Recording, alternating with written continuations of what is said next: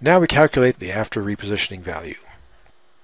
Remember that the future net operating income is $196,808. We now determine that we want a debt coverage ratio of 2.0 on the repositioned property.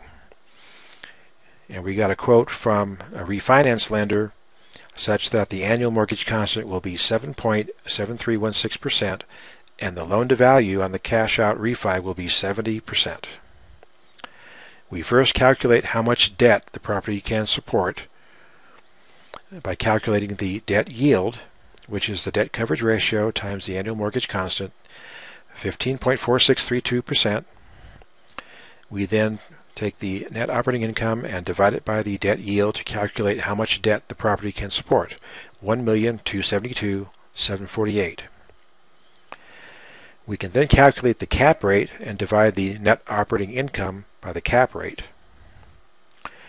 So the after repositioning value will be $1,818,211. After repositioning valuation, we've determined from previous slides that the membership total funds is $149,748.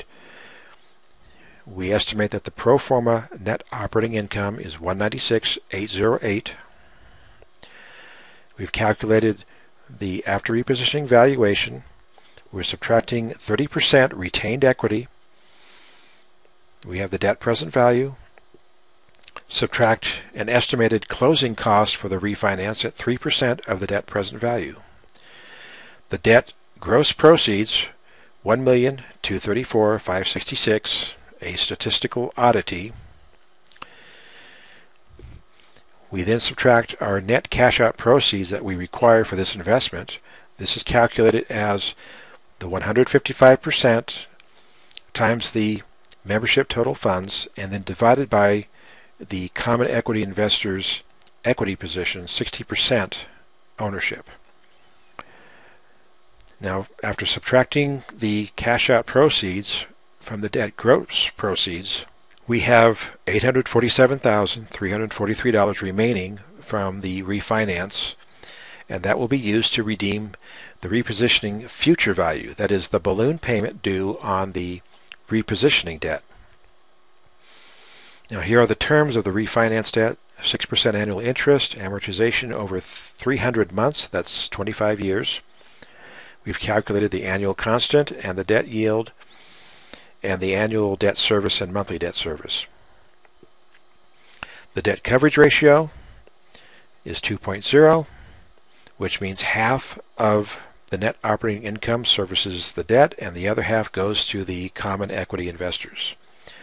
We have a cap rate of 10.82% and a gross return on retained equity 18.04%. However, the cash on cash return, the return on retained equity, is infinite to the common equity investors because they have no net cash invested after the refinance.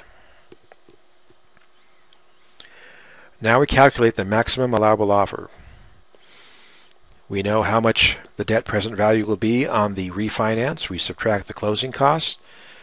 So we have the net cash out. We pay off the common equity investors with their profit. What's left is the amount available to redeem the debt future value. From that number, we work backwards to calculate what the debt present value will be on the repositioning debt. We're assuming that the annual interest rate will be 10%, amortized over 300 months, 25 years. We have an annual constant of 10.90%. And then down here, we are assuming that the private debt lender will want a 5% incentive fee, origination points, for the loan. So our net proceeds will be $812,672. That represents 90% of the investment to value. The common equity investors are providing the other 10%. For a total investment to value of $902,972, that is less than 50% of the after repositioning value. This is a very safe investment. We then subtract our estimated repositioning costs to arrive at what is left over for the maximum allowable offer, $775,972. Now, in the repositioning financing, you may have noticed that the investment to value includes a 10% equity investment and a return on that investment. And that affects how much money is available on the refinance gross proceeds to pay off the first private debt to redeem the repositioning financing.